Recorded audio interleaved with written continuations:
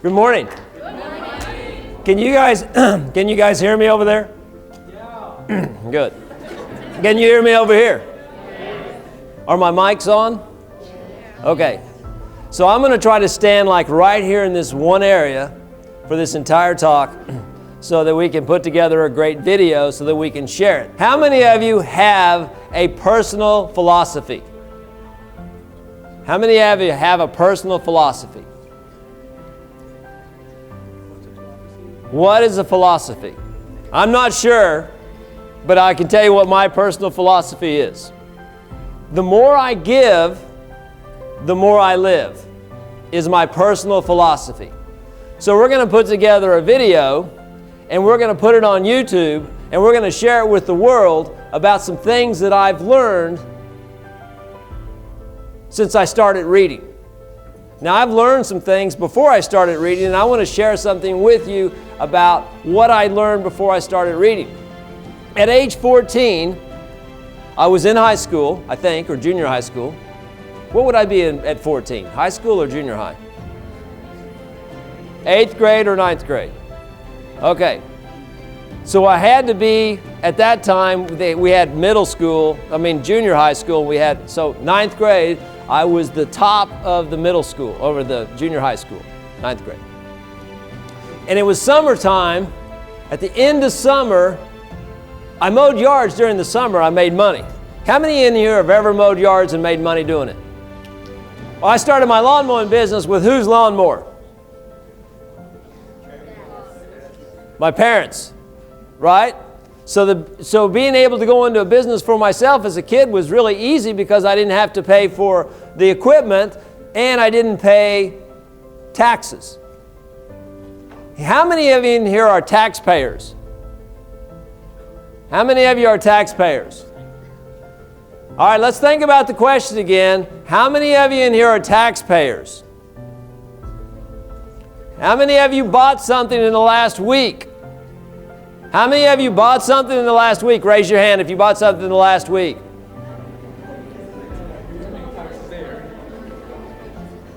Did you pay sales tax? Okay, so how many of you are taxpayers? Come on, this is participation. Everybody in here is a taxpayer. Are you a taxpayer? Are you a taxpayer? Yeah? All right. It's good to be a taxpayer. It makes the world better. Makes the United States better. Makes the school better. Makes Oklahoma City better. It's good to be a taxpayer. So when I was 14 years old, I'd mowed yards that summer, and I needed another job because the yards weren't growing any grass, so I needed another job. So I got an opportunity to work at a barber shop at 14. Doing what? What do you think? No, cashier, what was the other guess? Sweeping the floor. Cleaning the bathroom. What else?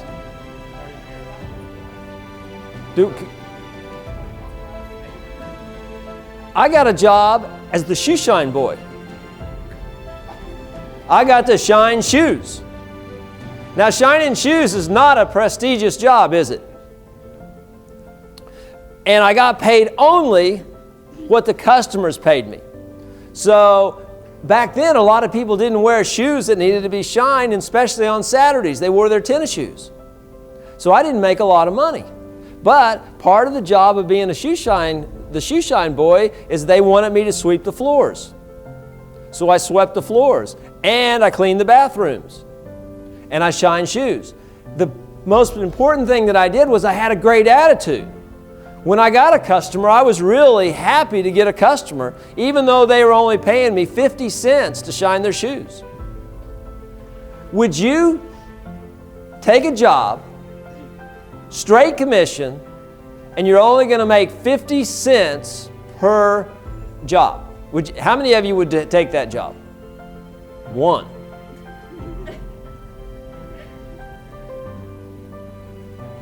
Two, three, 4, 5, 6, 7, 8. Now you guys are just kind of doing, You set the example. You raised your hand first, right? You were the only one in the room that did that. You were the only one that said you would do it. And when you did that, you inspired other people to take action. I believe what separates winners from people that don't succeed is what he did. You take action. And I also believe that we have to fail our way to success. How many of you in this room have read a book called Mindset? All right, how many of you read a book called Straight A Conspiracy? Huh? All right, so I got this job shining shoes. I had very few customers, and one day the telephone rang. And it was one of my customers. And he asked me if I wanted to come to work in his restaurant. I said, absolutely. Wouldn't you? Because he was talking $1.25 an hour as opposed to 50 cents per pair of shoes I shine. So I got a job for $1.25 an hour in his restaurant as a dishwasher. Can you get any lower in a restaurant than starting out as a dishwasher? I don't think so.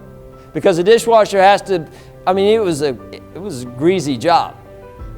I got out of school, and as soon as I got out of school, I went to the restaurant and I worked until about 10 or 11 o'clock at night, and then I drove my motorcycle home in the winter, and I would get up and go to school the next day.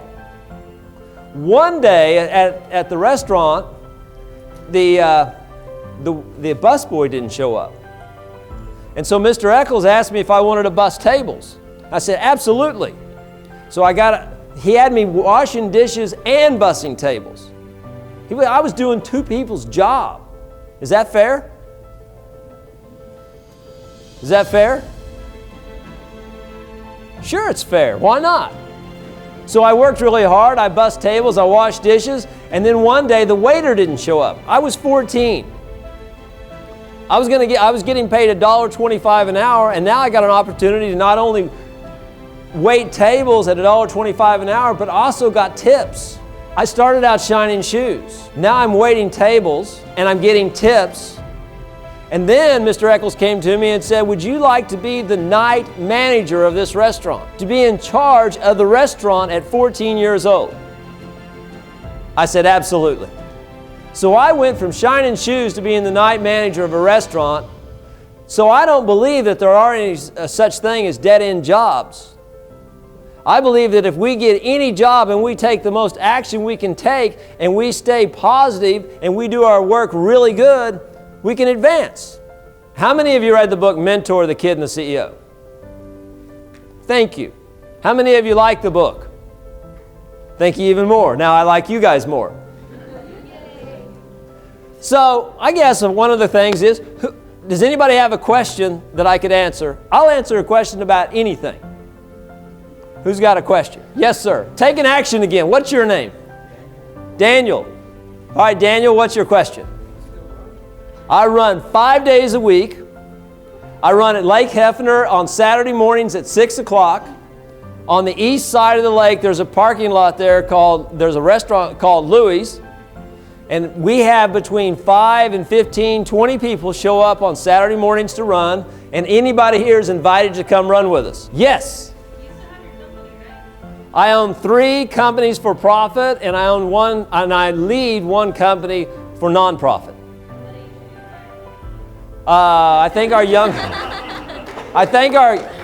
youngest employee is probably 16 or 15.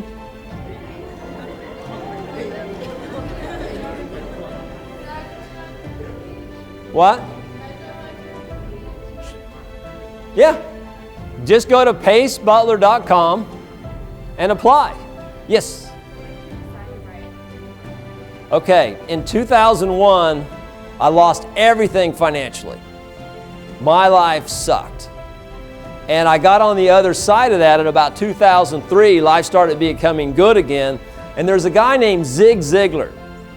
And Zig Ziglar said, everyone should write a book. How many of you want to write a book? So he said, everyone should write a book. And so I put that on my dream list to write a book. But I wanted to have something meaningful to write about. And after I went through my desert in 2001, 2002, I felt like I had something really meaningful to write about. So I started writing this book in 2002. It didn't come out until 2006. And I had to learn a lot in order to get the book written. So I wrote the book because, once again, go back to my philosophy, the more I give, the more I live. So I wanted to share with people what I'd learned in my life so far in order to achieve what I'd achieved. Next question. Yes, sir. This is kind of a dumb, debate we have going on, but how do you like your steaks? I like my steaks medium if I eat them, but I haven't had a steak in over 3 years because 3 years ago I made a stupid decision. Next question. Yes?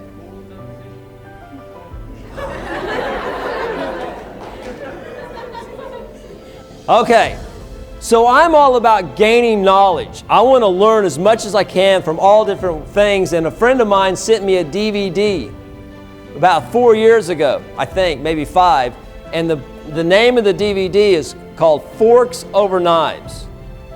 Has anybody watched the DVD? Do you recommend people not to watch it? Don't watch Forks Over Knives. It has a high possibility of drastically changing your life. So I watched Forks Over Knives and it drastically changed my life. One day my daughter, she came to me. Her name is Abby. And Abby is cool. I mean, I got 2 wonderful, cool kids. And Abby said something to me about, do you know anybody that's a vegan? And I said, vegans are stupid. Vegans are weird. I cannot imagine anybody being a vegan. I mean, do you know medium steak, chicken, shrimp? So 3 years ago, I became a solid vegan. I got more energy and it is cheap. I'm really cheap. I'm a multi-millionaire, but I'm cheap. And it's really cheap to be vegan because I eat vegetables. I eat plants. Now I do cheat. I haven't had a full steak, but I've had a few bites. The other night we went to this restaurant and the cheapest steak they had on the menu was like $65. So I had a bite of a $65 steak. But I had potatoes and I had green beans and I had a salad, and my whole ticket was less than 20 bucks. And everybody else was spending over $100 per plate. So being vegan's cheap. Next question. Yes? How does my family help me? Here's our deal at our home. Okay, when I grew up as a kid, there was a tremendous amount of competition and there was a deficit of love in our home. My father was a practicing alcoholic and a gambler, and there was, between my brother and I, we fought all the time, we competed against each other. And so in our home today, when I walk in the doors of my home, it's about love, it's about cooperation, it's about supporting one another, and we don't compete against each other. I love going home because the world is full of competition. And when I come home, I'm accepted, and I want to support my kids, I want to support my wife. I love my wife. She's so cool. And so when I'm at home, we support each other. Yes? My biggest accomplishment in life. I'm not done yet. So I really think once I realized my philosophy about giving, I was at Lexington Prison on Wednesday morning at 8:30. I went to Lexington because there's over 500 Oklahomans that are being processed to go to prisons throughout the state of Oklahoma because they broke the law. And I went down there to give away a ray of hope, to give away some sunlight into the darkness of what goes on in prison. And I gave away 480 books called The Purpose-Driven Life. And I went from cell to cell and looked people in the eye and offered them a free book, which I've read 117 times cover to cover. And when I walked out of that prison, I felt like I'd made a positive contribution. And some of those people that are in that prison, their entire life on earth might change for the better if they choose to take the information that's in that book and put it into action. Who's got a question? Yes?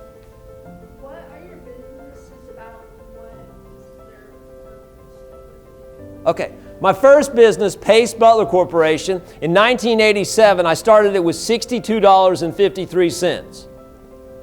It's generated over $100 million worth of revenue since 1987. What's revenue? Taxes, like income taxes. Okay, what's another definition of revenue?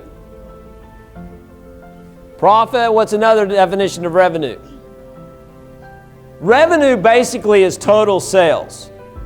So a company could have $100 million of revenue and lose money. You take your profit minus your expenses, and then you know whether or not you got a net profit or a net loss. But since 1987, I started a business, and here's the way, and you guys probably already know this, but we got to have an idea. And then we got to take action on it, and we got to stay committed. So how many of you are going to go to college? Raise your hand. That's an idea. So you got to go to college. Now you guys are in a college, but you got to go to college.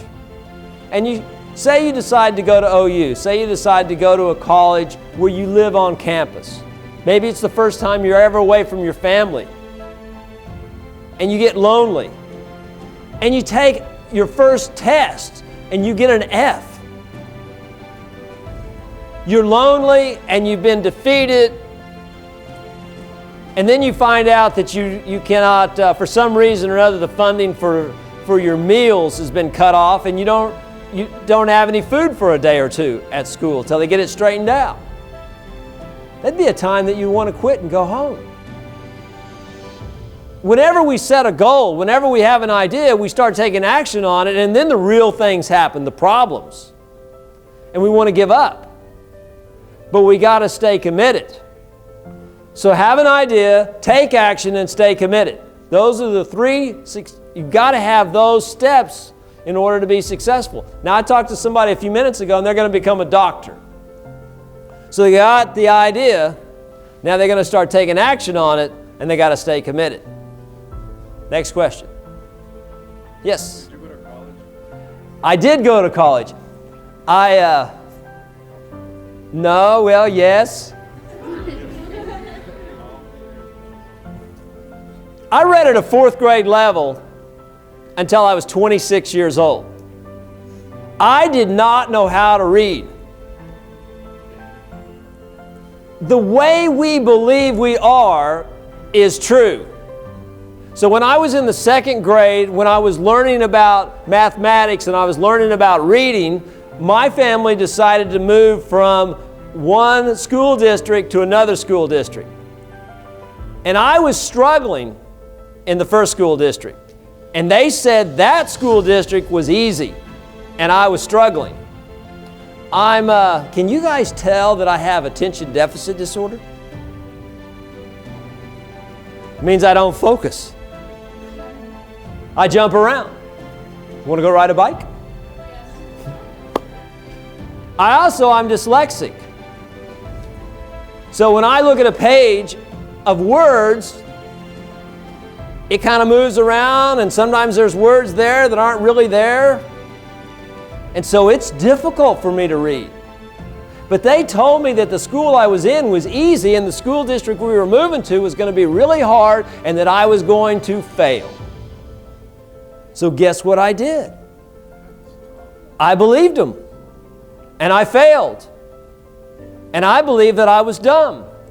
And that book, Straight A Conspiracy, is a great book to read. So is Mindset. Because I believe that I was dumb. I believe that I was book dumb and street smart. I used to sell stuff to my teachers. I made money from my teachers. I had my own lawn mowing business. I started out as a shoe shine boy. I became the night manager of a restaurant. I've owned businesses. Most of them weren't successful. Some of them have been. And so I didn't learn how to read until I was 26. I did go to college. The way I graduated high school, not being able to read, how do you think I graduated high school not being able to read? Who said that? You said I cheated? High five. So then, one time I had a guy, between graduating high school and the first year of college, a doctor said he would pay for my college. He would treat me just like one of his sons, and I could go to college, any college I wanted to, and he would pay for it. And my ego and pride said, I don't need your money. I'll do it on my own. Stupid. So I enrolled at OU. I got a 15 on my ACT. Can I have a round of applause?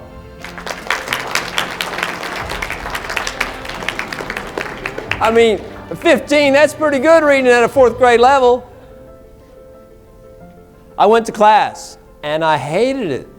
Do you know it's harder to cheat in college than it is to cheat in high school? So I dropped out of college at OU. Teachers were too hard. The classes were, all that stuff too early in the morning. I had all these excuses, and I went to OSU. It's hard to cheat at OSU. I dropped out of there and I went to, what's this school in Edmond called? Central State. High school with ashtrays is what we used to call it. You used to be able to smoke on campus. I dropped out of there, and that was one of the happiest days of my life when I finally said, I'm done. I'm just book dumb. I quit. I'm going to go to work. I'm going to make money. I'm going to put together a life. Well, at age 26, I'd hit bottom. Totally hit bottom. I was homeless. I had no money, and I had no hope. And someone gave me a book. And the name of the book is The Greatest Miracle in the World. And I made a decision to read that book. And when I did, it took a couple of days to read it. Normally, for a normal reader, it'd probably take 2 or 3 hours. It took me a couple of days to read it. And I had to ask, what is this word? I had to ask other people to help me to read this book. But I got through it. And it gave me hope. And it also convinced me, who I needed to be convinced, that I could read. And now I've read over 850 nonfiction books. And I've gained tremendous amount of knowledge. And I've become a multi-millionaire. And I've been married for 19 years to the same woman, and we've never had a fight.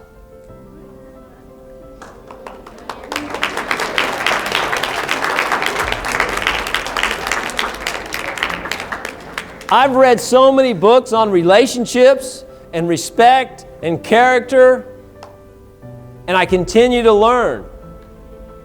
Right now I'm reading a book about start with no. I read a book that referenced start with no. It was called Never Split the Difference. I try to read a book a week. That's my goal, is to read a book a week. I've read The Purpose-Driven Life 117 times. Because I believe that people that have self-esteem do esteemable things. And I don't know if that's correct English or not, but I tell you what, I've learned a ton from that statement. I learned that 29 years ago. And I learned it from a lady that changed my life when she shared it. I was at this conference, and there were about 700 people at this conference. And this lady had on a beautiful business suit. And she was standing in front of this audience, and she was telling her story. She was telling about her life. And she dropped out of elementary school. And when she was 13 or 14 years old, she started selling her body as a prostitute. And she ended up moving to Las Vegas in her early adult life and continued to be a prostitute on the streets. She had an elementary education. And one day she woke up in an apartment with no furniture. She was laying on the floor in a very poor way, naked, with filth all over her. And she said she was going to change. And she went and she got around some people that had changed their lives. And she said, "How did you do it?" And they shared with her how they had changed their lives. And she started taking the action that those people had taken. And that night when I heard her give her story, she had just graduated that week from law school from the state of New York. And she said, people that have self-esteem do esteemable things. Esteem, value, self-value. Almost every day, I pick up 5 pieces of trash. How many of you picked up trash in the last week? How many of you, when you go into the restroom at a public place like a school or a restaurant and you see a paper towel on the floor, pick it up? How many of you, when you walk into Brahms or McDonald's, stop and pick up trash and throw it in the container? That's so cool. When I got a suit and tie on and I get out at Brahms and I get out of my car and they see me picking up trash in a suit and tie, what does the staff at that place think? Who do they think I am? Management or ownership? I get great service. Who's got a question? Yes? I'm going to learn from it. We got to learn from our failures. Failures just means that we had a desired result that we wanted. We didn't get that result, and so we're going to take a different action to get the result we want. We have to fail. We're going to fail, and we need to accept part of life is about failure. Very first talk I ever gave was in front of about 200 people. And I got done and I felt really good. I felt like I connected with everybody and I was like really pumped. And I walked to the back of the room. I sat down next to my best friend and I said, "How'd I do?" He said, "Great message. Wonderful. Looked like you really connected. But you got a booger hanging out your nose." And sure enough, it was a cliffhanger. I mean, it was a good-sized booger. I've been fired from jobs. Being homeless is not fun. Getting fired from a job's not fun. Getting sued is not fun. A friend of mine stole $450,000 from me. That's not fun. Oh, it is a friend. Here's my definition of a friend. I got a couple of definitions of friends. A friend is somebody when you're around, you have fun. A friend is somebody I'm around, I have fun. Now, I know that some of you have friends that are not helping you to succeed. We all do. But they're just so doggone fun to be around.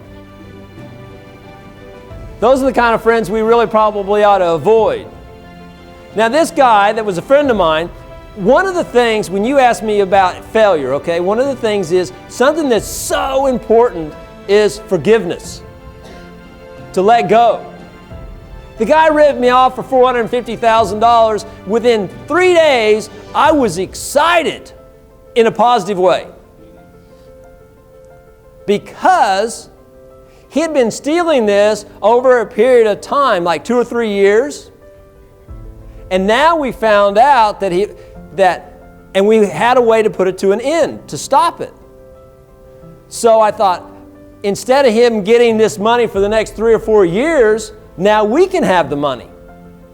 What he was doing was he was selling some of the inventory at our company out the back door. And so we stopped that. And so we called the police and did a report on it, and we had him arrested. And he went to prison. 32 months. Now, if you divide 32 into 450,000, he made pretty good money. So when he got out of prison, what did I do? I forgave him, but what else did I do? Huh? I hugged him? Huh? I was happy to see him. Is it hard for a felon to get a job? Was he a felon? So what did I do? I gave him a job back. That's what some of the people at work said too. They were like, why would you hire this guy back? How many of you have ever heard of the Salvation Army? Did you know when the Salvation Army first started, there was a husband and a wife, and they had this guy that was their treasurer. He was in charge of the money. And he stole from them. He stole from the Salvation Army. His job back. He came back as a treasurer. I thought, well, if they can do that for him, I can do this for Michael. So I gave him his job back. I said, Michael, though, we got a deal. You cannot steal anything. You got to be honest. 2 weeks after he came back, guess what? He started stealing again. So I had to fire him. Wouldn't you fire him if he stole from you again? So I fired him. And on the way to take him back to prison,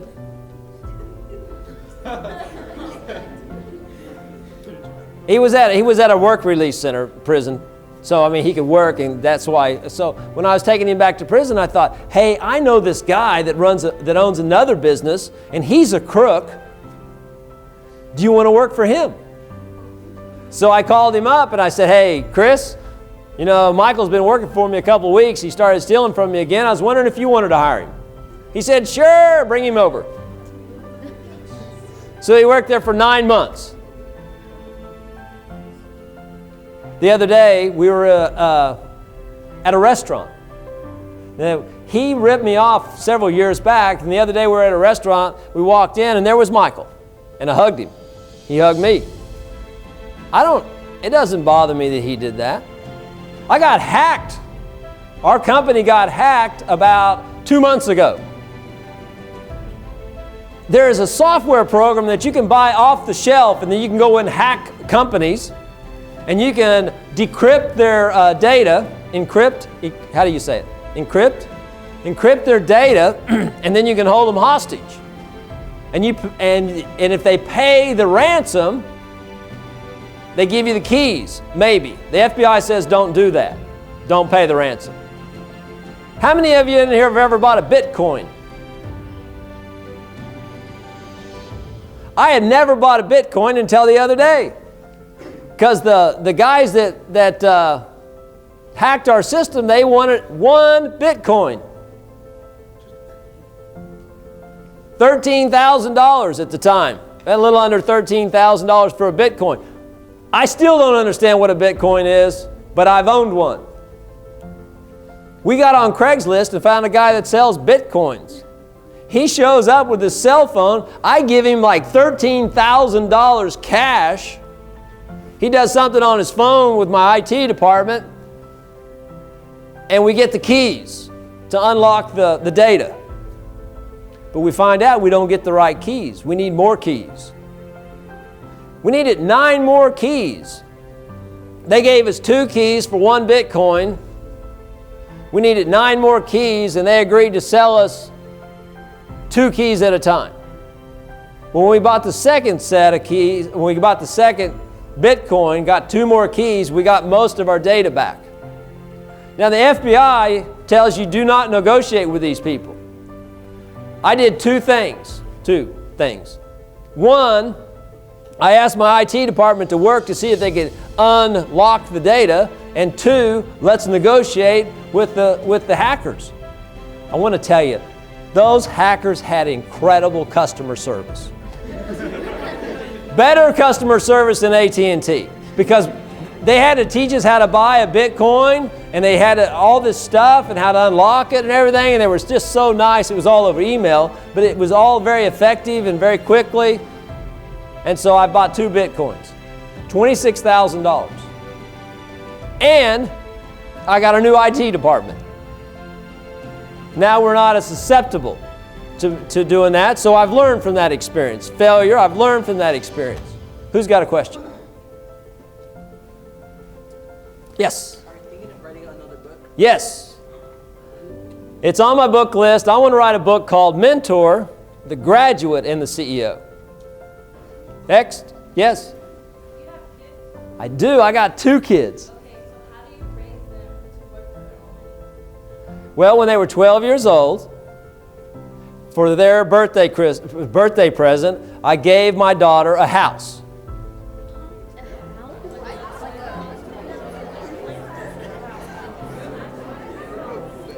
Okay, I don't know if you guys know this or not, but I'm rich. And I have daughters, and if they're my daughter, what are they?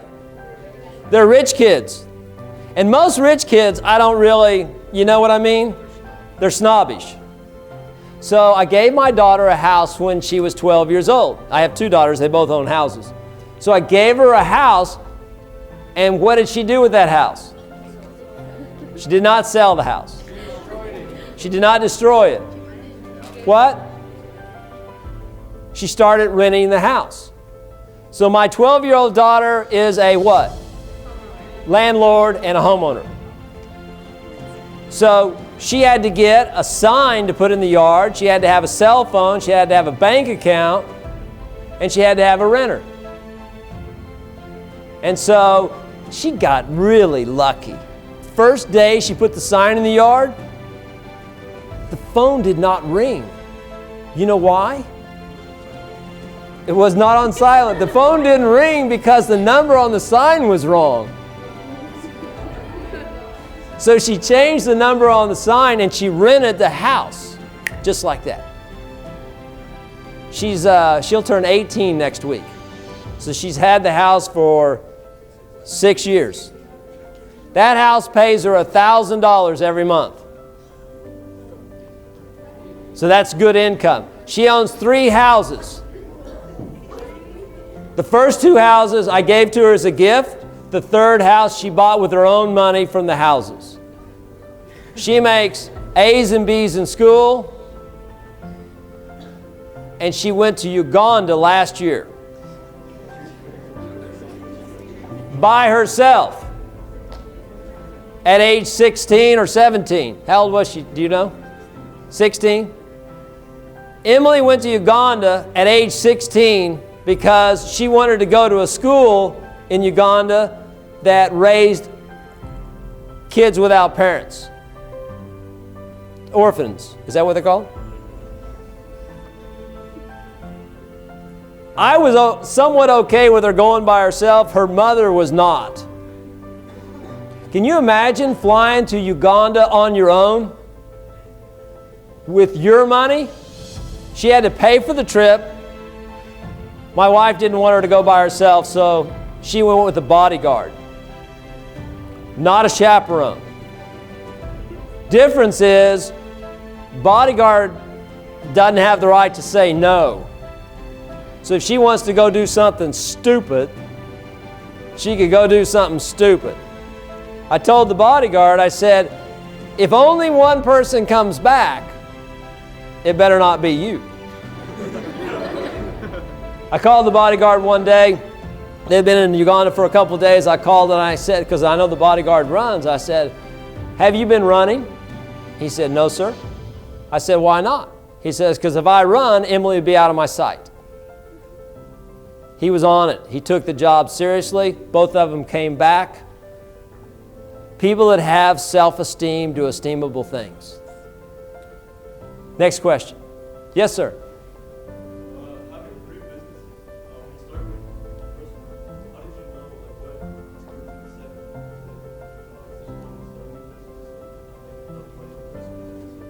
Why do you have 3? Okay.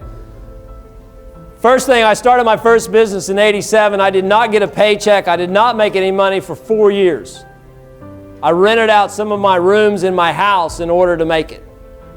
So I took on roommates. The reason why I have my second business is because I was helping this kid who was raising 4 kids. He was like 30. I'm 61. So he was 30 years old and he was raising 4 kids, 4 different baby daddies, 1 baby mama. And he was a convicted felon. And he was raising these kids by himself, and he got kicked out of the house that they were living in. And he had them in these schools. And he didn't want to move the kids out of the school, and since he was a convicted felon and he didn't have real endorsement from the government to raise these 4 kids, it needed to be really smooth. So I went to one of my mentors, and I said, I need to buy a house in this neighborhood. And I told him why, and he sold me a house. And we had to renovate it. And we renovated it in like 2 or 3 weeks, total renovation like they do on TV.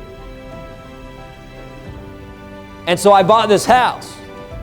And I rented it to him at a really substantially below market price. I paid cash for the house.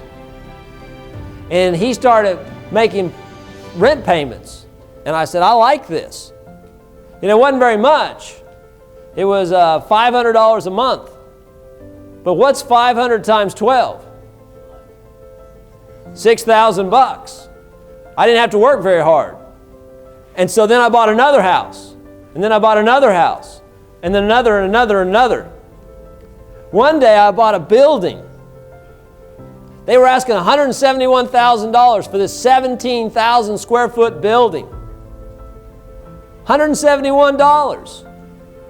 I bought the building within 20 minutes. From the time I pulled up, got out of my car, walked into this dark building because there was no electricity, I bought it for, they were asking $171,000. How much do you think I paid for it? I bought it for $181,000. I was able to talk them up $10,000. Pretty good negotiator, aren't I? That building today is worth about $1 million.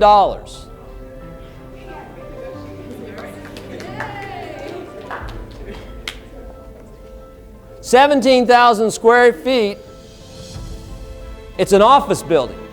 And that's where Pacebutler is in that building. Now, Austin, the guy running the camera here, he just turned 27, 28.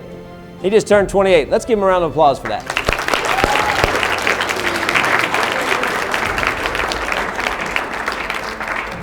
So Austin is really, really cool in my life. He's my assistant.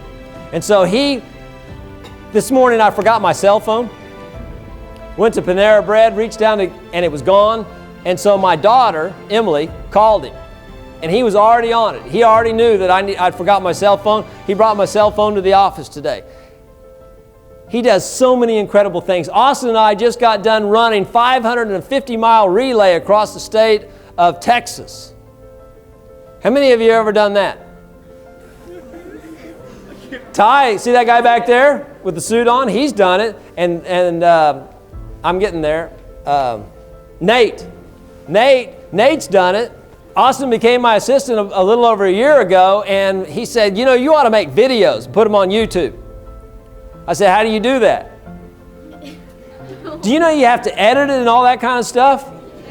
I didn't know that. He knew that. So we have 109 videos on YouTube. And the name of my YouTube channel is Tom Pace. Mentor, because there's another Tom Pace. So Tom Pace Mentor, there's a ton of ideas that I've learned, and I want to share those with you guys. Not everything I've done will help you, but some of the stuff I've done will help you to become successful, to be whatever you want to do in life. So What's the website or the channel? Okay. Who's got, okay. So I brought some books to give away. Okay, over on that table over there are some green books, and the name of that book is called Think and Grow Rich. It took 20 years to write that book. It came out in the 1930s. That book has influenced hundreds of thousands, if not millions of people to become extremely financially successful. That book has been edited, rewritten, but that one over there is the original book. And next to it is The Purpose-Driven Life. There are 200 Purpose-Driven Life books, and there's about 100 or so Think and Grow Rich books. Those are free to you guys. That is, what is 200 times 10? That's $2,000 worth of Purpose-Driven Life books. And that's $10 a book on the other. That's $1,000. That's $3,000 worth of books that I want to give to you guys.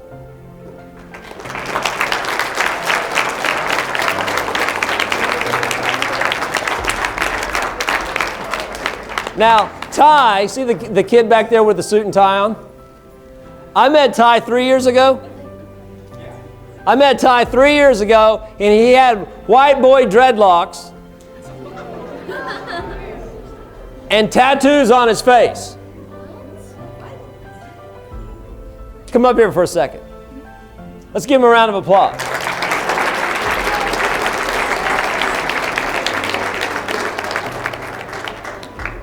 So, this guy right here is one of my heroes.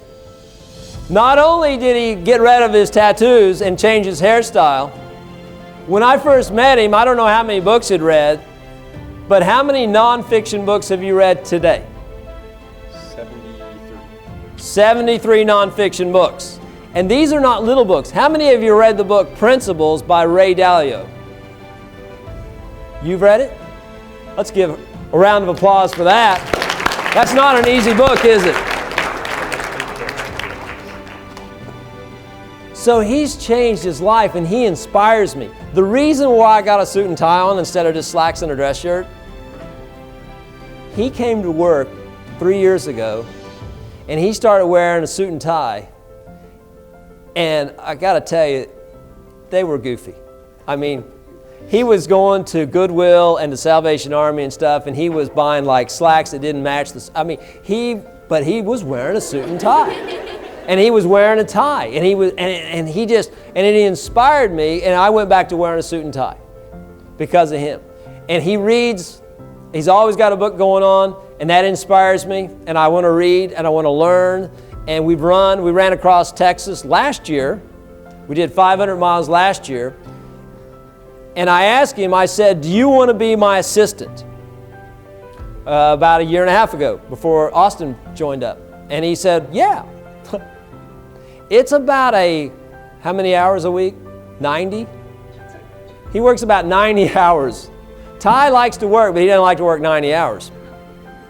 And so he said he wanted to be my assistant, so he hung out with me for a while, and then he realized that it was a lot more work or whatever. He didn't want to do that. But then the book Mentor, The Kid and the CEO, had really had a profound effect on his life. And I said, would you like to sell the book Mentor, The Kid and the CEO? And he said, yes. And so I gave him how many cases? 2 cases of books. And I said, go sell these door to door, however you can sell them. If you can sell them, I'll give you a job. And so he went out and he sold the books. How much did you sell them for? Do you remember? $6 a piece. They sell for $14.95, but he went out and sold them $6 a piece, and I gave him the job. Well, about 4 months ago, I got one of his business cards. Now, he works at Mentor Hope Publishing. That's one of my other companies, right? And do you know what it said on his business card? It said president. He became the president of Mentor Hope Publishing. It's always easy to say I'm sorry than to ask permission. He didn't come to me and say, hey, can I be president of the company? He just became president of the company. And so Ty and Jordan and myself, we sat down a while back and we set a goal. And the goal is he's got to sell 100,000 mentor books in 365 days. So I'm giving those 2 books away, Purpose-Driven Life and Think and Grow Rich. And you can help the once dreadlocked, tattooed kid to become more successful by buying one of his books that he's selling, which is the book Mentor, the Kid and the CEO. And if you buy one, I'll sign it. And then you can sell it on eBay. Probably less than you paid for it, but you can sell it. So let's give him a round of applause. This is one great guy. Thank you.